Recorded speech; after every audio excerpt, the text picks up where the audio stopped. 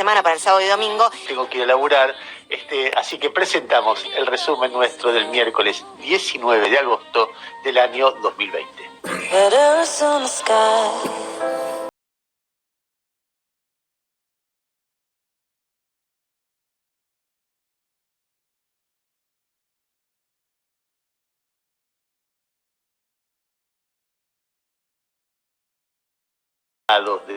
De costados, de enfoques, pero en estos tiempos uno va, viene, pero siempre cae básicamente en lo mismo, que es tratar de entender y tratar de poder explicar en qué momento estamos de la lucha de la Argentina contra la pandemia. Si vos mirás el cuadro, yo me acuerdo cuando todo esto empezó, que aparecían los países orientales primeros en el cuadro internacional en general se ordena por la cantidad de casos que tiene cada país.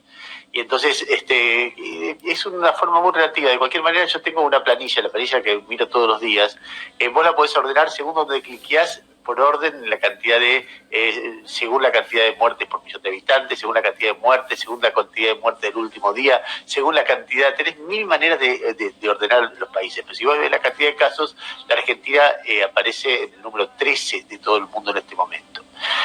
Lo que no es un gran mérito, sino en principio todo lo contrario. Yo creo que lo que debe ordenar para evaluar cómo le va a un país es la cantidad de muertos por millón de habitantes, ni siquiera la cantidad de muertos en sí, porque la cantidad de muertos por millón de habitantes te dice cuánto está sufriendo o cuánto ha sufrido en relación a la población que tenés, o si no, cómo está, si vos querés ver en qué momento está, ver la cantidad de fallecidos en los últimos días, que también es una forma de ordenar. En cualquier caso, si vos mirás qué pasa en los últimos días, vos ves la película general, la Argentina sigue siendo, por lo menos en función de la región, en la que está, que es América, en función de los países donde más fuerte pegó el virus, que es América y Europa Occidental, Argentina sigue siendo los países los que menor cantidad de gente falleció por millón de habitantes. Todavía sigue siendo eso.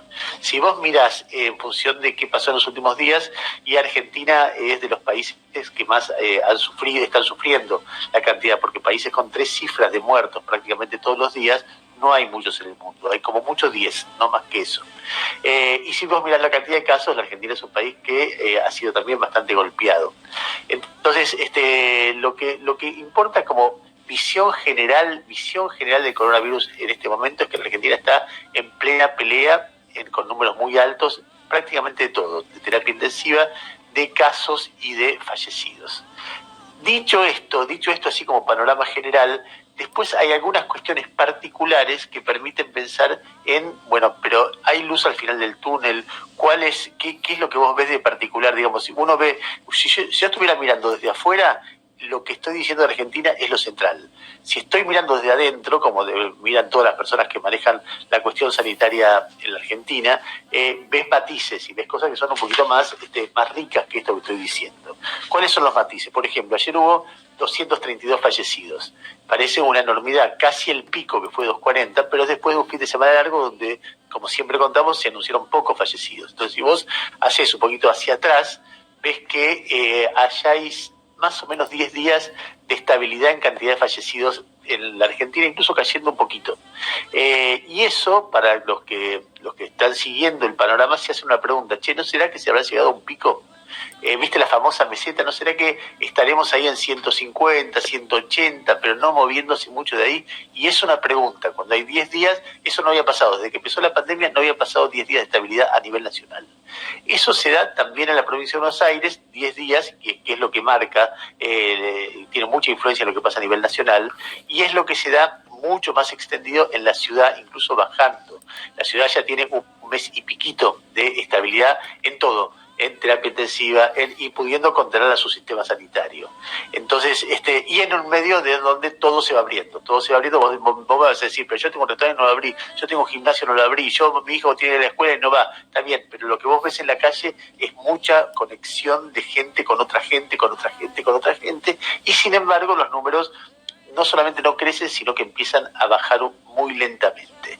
Entonces, lo que uno ve, si vos mirás los datos objetivos desde afuera en panorama general, la ciudad, la Argentina y toda la Argentina es un hotspot en este momento, es un lugar muy afectado por el virus. Si vos ves los datos en particular y van pasando los días, vos ves un momento de estabilidad que quizá sea, ojalá, crucemos los dedos, lo pensamos siempre, pero nunca duró tanto esa esperanza, tanto a nivel nacional como a nivel de la ciudad, estemos en el lugar más o menos máximo de la evolución de esto en cantidad de casos y de fallecidos, y de ahí en algún momento empiece a bajar.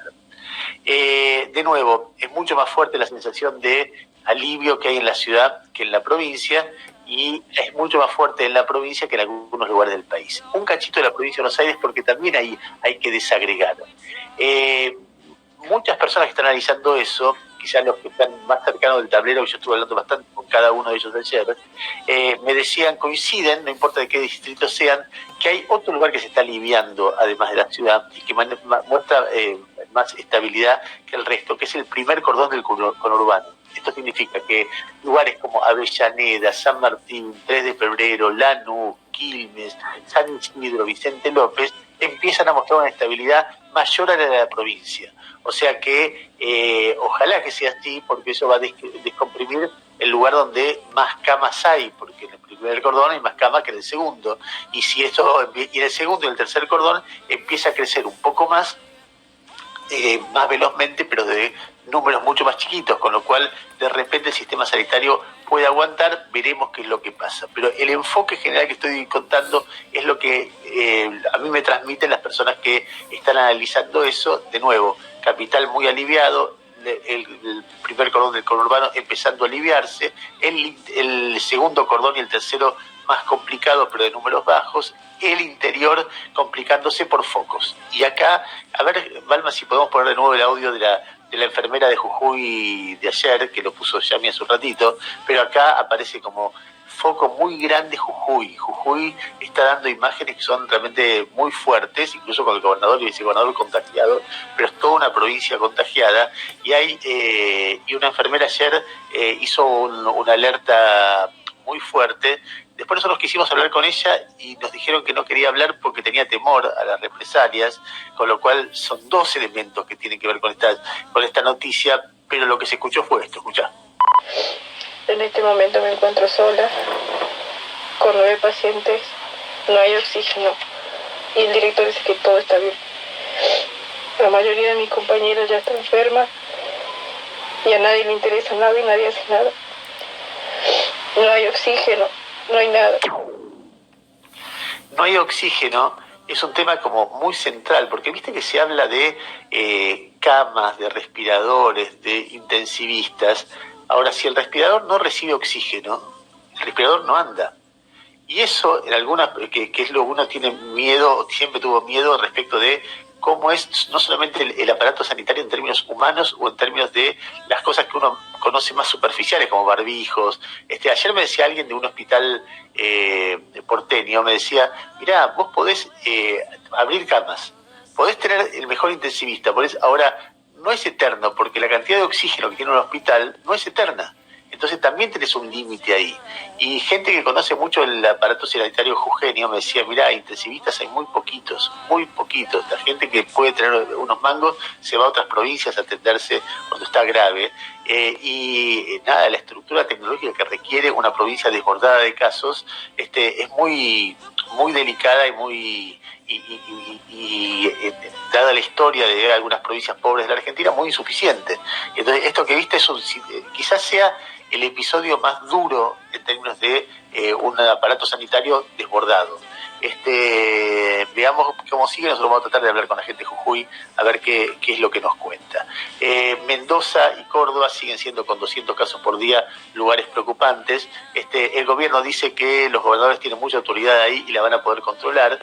Veo algún tipo de ruido entre el gobierno nacional y esas provincias, particularmente Mendoza, pero veremos qué es lo que pasa, y ahí está el panorama del coronavirus en la Argentina. No me atrevería a decir que hay una luz al final del túnel, para nada, pero sí que la situación en términos de estabilidad te permite hacer preguntas sobre si en el futuro el país está aliviándose. Por supuesto, si se alivia la capital y se alivia el conurbano, los números van a ser muy bajos, porque lo que puede aportar el interior respecto de eso es mucho menor. No sé si viste algo más de esto, Jairo, vos. No, completando lo de Jujuy, yo vi en la prensa jujeña el reporte que hicieron un grupo de epidemiólogos que estuvieron haciendo como una especie de recomendaciones y mejoras para hacer en el sistema de salud jujeño, como caso ahora caliente. Acordate que ahí había dicho Gerardo Morales que estaban en el 93% de saturación, y vos ves 14 puntos donde ellos dicen que hay problemas en el comité de emergencia, que hay zonas descubiertas en la provincia de Jujuy que no tienen atención médica, que hay retrasos en la forma de compartir la información, y van enumerando una serie de problemas que acá están puestas, imagino yo, en el foco de Jujuy. No sé si esto será extrapolable a otras provincias, pero que me parece que sirven para entender esta situación de una provincia que estuvo 100 días sin casos y que mostró cómo te puede castigar el virus en tan poco tiempo, ¿no? Y me parece que para los gobernadores de todas las provincias esto es una advertencia muy fuerte respecto de cuánto te podés confiar, porque era una provincia modelo Jujuy y está realmente es la más afectada del país. En la ciudad de Buenos Aires se empiezan a abrir, ustedes saben que se abren los deportes individuales, la posibilidad, me daba mucha gracia de, bueno, ya que hay tenis, hagamos tenis, que dijo el hijo de Jairo. Yo de repente a algo que no sé, a pelota paleta, al pad, uno contra uno, algo, igual creo que me contracturo mucho a esta altura de la vida. Además, en los próximos días se van a abrir comercios en algunas zonas que no están habilitadas, por ejemplo la avenida Avellaneda, por ejemplo las estaciones de transbordo de Liniers y de Once, y en algunas otras zonas que la gente los comerciantes estaban esperando mucho para abrir. Yo quiero decir que ayer pasé por Once. No, olvídate, ahí no es que no hay cuarentena, está más mezclado que antes. Hay barbijo, todo el mundo lleva barbijo, hay 3 posiciones de barbijo. La posición que cubre la nariz, 8% de la gente. La posición que está la nariz asomada y la boca tapada, ahí medio flojonga, digamos, ponele un 40% más. Y la posición que usa de pañuelo ahí cubriendo el cuello, un 50% de la gente. Es decir, es para decirlo mal y pronto, un desconche, la verdad que es así.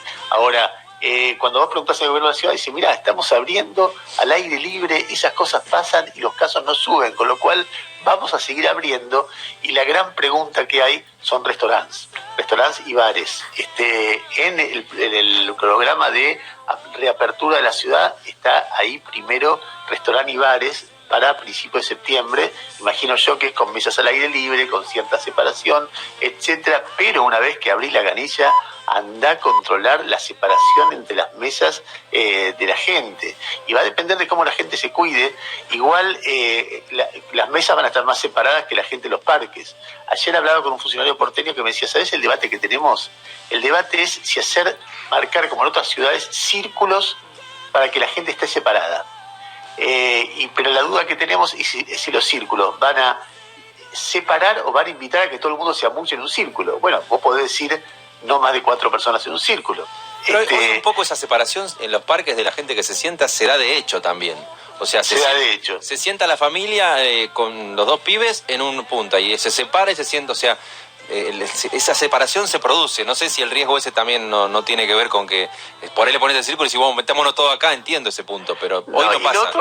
Y lo otro que yo decía, ¿por qué no hay ninguna autoridad en los parques? Digo, yo no digo un placero, pero de repente, porque más si el placero va, me decían, y son momentos como violentos, ¿no? Bueno, que pase un auto cada tanto con un parlante, digo, acuérdense que tienen que ser algo que haga presente permanentemente que no está bien juntarse demasiado. Y ¿sabes qué me decían? Me dicen, no damos más, porque está toda la estructura de la ciudad a la que vos le pedís a empleados que hacen otra cosa que los fines de semana vayan a las plazas. Y no damos más, nos da calor pedirle a los empleados que hagan eso de nuevo. Bueno, toda la dificultad que tiene. Recién miraba en el sitio del gobierno de la ciudad, o no sé si de Rodríguez Larreta, en Instagram, porque ahora que soy un influencer, pido Instagram, y veía, después que anunciaba algo, los comentarios. Basta de pedir permiso para circular, Horacio los gimnasios, Horacio los bares, Horacio las pizzerías, Horacio, y así los pedidos de las cosas que están cerradas y que están golpeadas en la ciudad.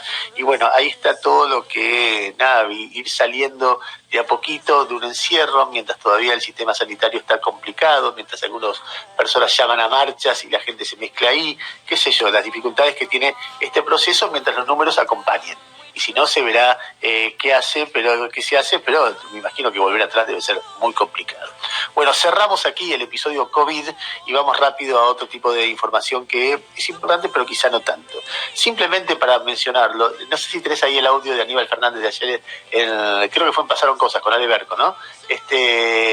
Aníbal Fernández fue uno de los que hizo una interpretación del lado del gobierno de la marcha. ¿Lo tenés en Palma? Ahí lo está buscando.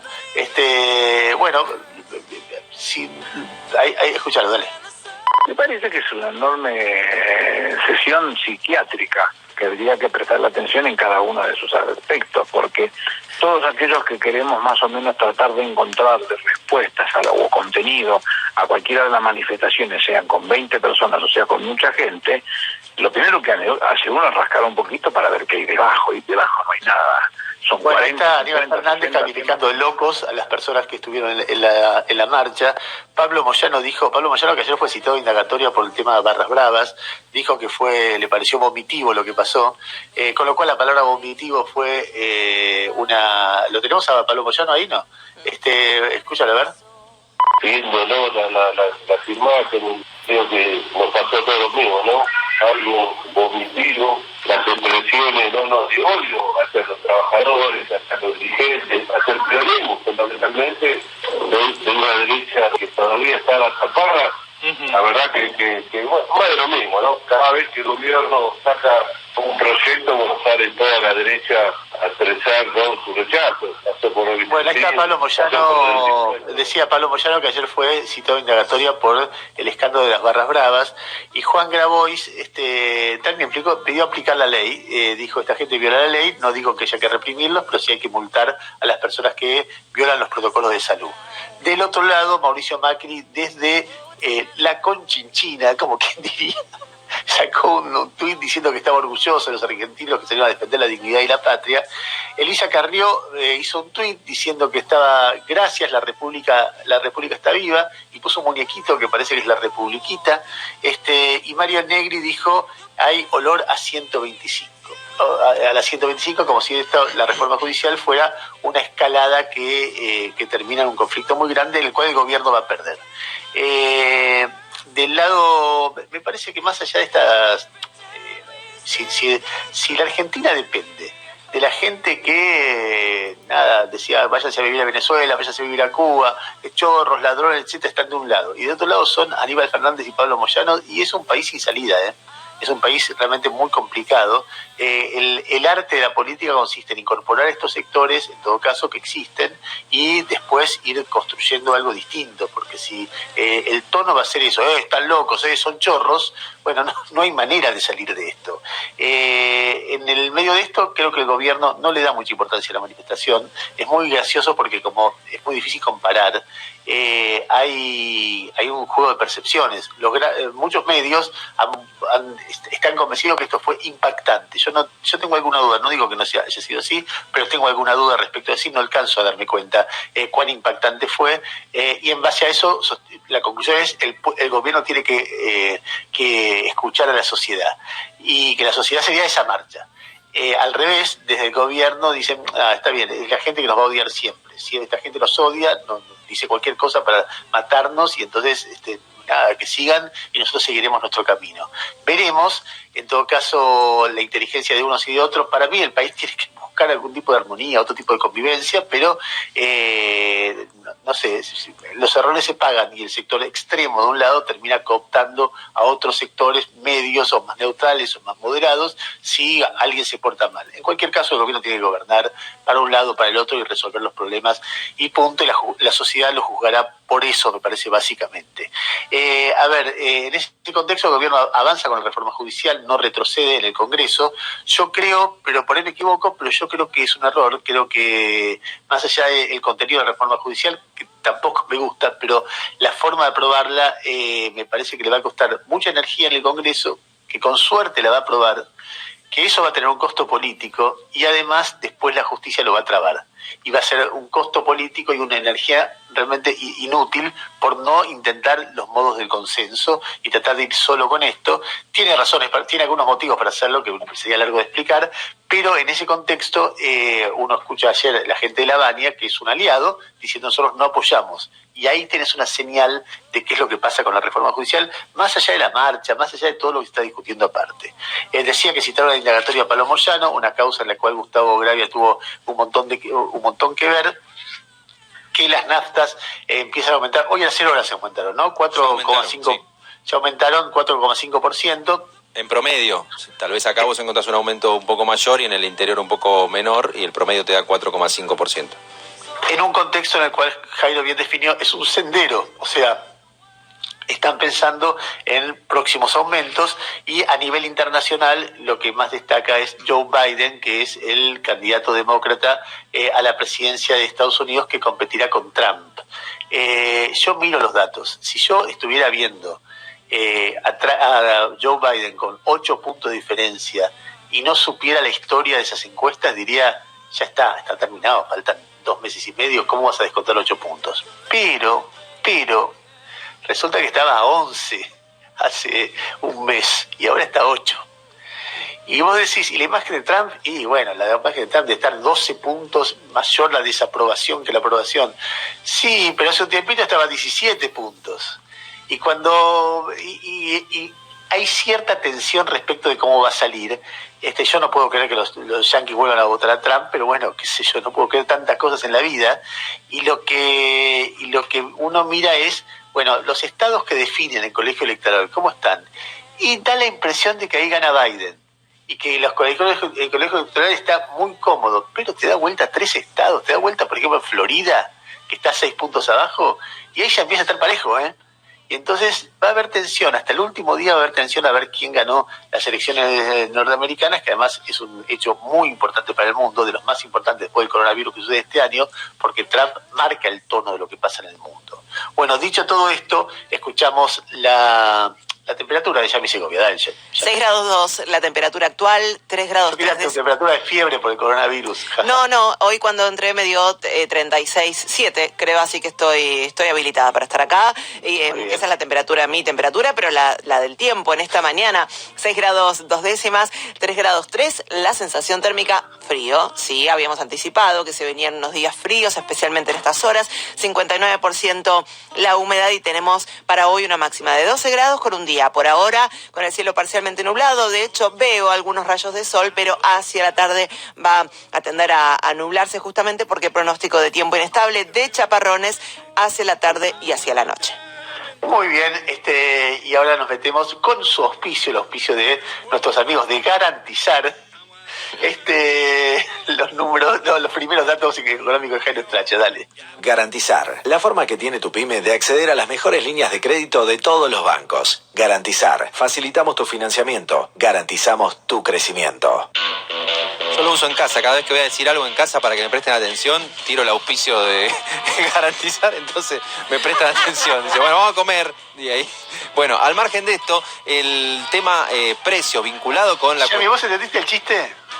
Sí, que en la casa no le dan bola, ¿entendés? Claro, entonces para que me den bola digo, primero va el auspicio, Garantizar. Claro, como que va a decir algo importante después. Claro, listo, chicos. Bueno. Dicho lo cual, a propósito del tema naftas y atado con ese sendero que se viene, atado con la idea de tener algo de inversión tanto en YPF como en el resto de las petroleras, pensando en la producción de hidrocarburos y en el manejo de los dólares, hay que decir otra cosa, que es que ayer salió el dato de inflación mayorista de julio, que dio un poquito por debajo del de junio, 3,5%, pero donde vos ves que esto va a generar presión en el índice de precios, es que la principal suba dentro de el desagregado de los precios mayoristas es en petróleo, crudo y gas, que está marcando un aumento de más del 12%, por lo cual vas a tener ahí más presión para que esto tal vez se repita de acá a los próximos 12 meses con varias escalas, más allá de que en general vas a poder tener, según las primeras mediciones de los que van haciendo semana a semana, algún punto más de inflación en agosto de lo que tuviste en julio. Venimos de meses clavados, poquito más, poquito menos en 2%, y hay algunas proyecciones del 3 o un poco más. Hay que prestarle atención a ese momento. Acordate que estamos con la economía saliendo de un parate muy fuerte que se va reactivando de a poco, y hay como una especie de interrogante de un montón de variables que digan, sí, bueno, pero cuando la economía se empiece a mover, ¿qué va a pasar con los precios? Pero cuando la economía se empiece a mover, ¿qué va a pasar con las empresas que empiecen a importar y necesiten más dólares? Cuando la economía se empiece a mover, que es todo lo que el mundo espera, ojalá que se empiece a mover, aparecen otros desafíos tan o más importantes como los de la pandemia. A propósito de desafíos, que son el otro capítulo vinculado con los precios de la energía, que hoy no están en la agenda, tiene que ver con tarifas, con posibilidades de recambio en la Secretaría de Energía, que tienen mucho impacto posible, tanto en la cuestión energética, quien ponga ahí su gente, la gente de Matías Culfas, o la gente más vinculada al ala política de Cristina Fernández de Kirchner / Alicia Kirchner, como también la mirada de cuánta decisión distinta puede tomar el gobierno respecto de lo que hizo el kirchnerismo en otros momentos con las tarifas, porque eso también impacta en subsidios, en decisiones de inversión, etcétera. Pero ese es el otro capítulo que anotalo para diciembre, enero. Vamos a estar hablando de si hay suba, si no hay suba, cómo se define, etcétera, etcétera, esa cuestión. Dólar. Ayer el dólar que te sale de hacer el oficial más el impuesto te daba ya 101 pesos. El Banco Central ayer pudo comprar algunas divisas y frenar esta sangría permanente. Esto no quita de que se esté estudiando, como yo te contaba ayer, algunas variantes para modificar el acceso al dólar ahorro, o tal vez premiar un tipo de acceso al dólar que queda en el banco versus el dólar que se va al colchón. Pero mientras tanto, el dato es que ayer se ordenó que los bancos inhiban la posibilidad de operar de 4.600 quits, los famosos coleros digitales o los prestaquits. Si acá patentáramos los rebusques financieros seríamos Silicon Valley, pero acordate que había explotado la idea de gente que compraba los $200 y se los giraba a cuevas con una comisión. Esa gente fue detectada en varias ocasiones por el Banco Central y ahora se les inhabilita la operación. Y fíjate cómo todo tiene que ver con todo, producción con dólar. El sector de autos, de la mano de la brecha, viene creciendo en las ventas, en un contexto obviamente de mucha malaria, para un segmento chiquito de la población, que es el que tenía los dólares guardados, los vende al blue, va y compra algún tipo de auto. ¿Y esto qué genera al mismo tiempo? Que esas casas que venden autos estén diciendo, che, acá tengo un filón, me doy vuelta, voy a importar los autos que me están pidiendo porque el mercado me está demandando más autos. O sea que hay gente que me está pidiendo patentar un auto que está hecho en Brasil, que está hecho en México, por ejemplo. Bueno, y ahí aparece el gobierno diciendo, momentito, hablemos de cuántos autos querés importar, porque esos autos que querés importar son dólares. Y fíjate cómo la manta corta, de estar viendo si te alcanzan los dólares para el ahorrista y ver si le cambiás. Y de golpe el que dice, no, yo los dólares me los compré en la era Macri, los estoy cambiando al blue y le voy a comprar a la concesionaria y le genero un poco de actividad. Dame el auto. El tipo dice, te puedo dar 1 de cada 3 que me pedís porque el resto lo tengo que importar y no me dan los dólares. Eso, que el gobierno no quiere que se llame cupo de importación de autos, es lo que se está estableciendo, que es algún tipo de techo en la cantidad de autos que eventualmente se van a poder importar, porque acordate que 7 de cada 10 autos que se venden en Argentina son importados. Y por último, hay que... Jairo, déjame antes de eso un cachito. ¿Por qué razón, cómo se explica que el gobierno ayer haya comprado reserva después de varios días de perderlas? Porque aceptó subir un poco el tipo de cambio. Básicamente el tándem es, si sale un poco más caro, lo dejo deslizarse, no tengo que estar entregando divisas y puedo intervenir. Si quiero mantener el ritmo de devaluación o quieto o levemente moviéndose, tengo que entregar reservas. Pero tampoco es que devaluó mucho. No, pero aceleró el ritmo. Vos pensás que el Banco Central viene devaluando o haciendo aumentar el dólar para que sea más gráfico, lo mismo que la inflación desde que empezó el año. Básicamente, de hecho había un momento que lo hacía prolijamente, 0,13% por día venía aumentando el tipo de cambio. ¿Y ayer? Ayer aumentó por arriba de ese ritmo, te diría que incluso aumentó en términos diarios al doble de ese ritmo, por eso el dólar oficial llegó a 101 pesos. ¿Y una medida tan chiquita afecta la decisión de los ahorristas?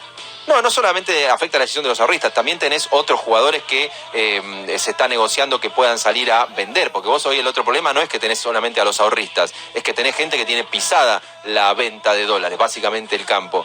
A propósito, después lo podemos charlar con Matías, pero me estaban chusmeando que el gobierno está preparando, esto te lo tiro como adelanto, algún tipo de programa de estímulo para que el campo le muestre cuánto tienen silobolsas y eventualmente darle, escucha esto, mira, si me liquidás eso que tenés guardado ahí, por ahí tenés menos retenciones. Está hablando gente del gobierno con gente del campo, ¿viste? En estos encuentros del Consejo Agropecuario Argentino. Che, ¿por qué no mueven un poco lo que tienen en el sinobolsa? ¿Y vos qué me das? Bueno, por ahí específicamente ante esa mayor oferta te bajo un poco las retenciones. Todo eso está sobre la mesa. Tema lácteo, por ahora no faltan lácteos en las góndolas, la industria dice que puede haber desabastecimiento, veremos cuánto esto es amenaza o cuánto es parte de una negociación donde el gremio está haciendo un paro de 24 horas por mejoras salariales. Tenemos. Muy bien, y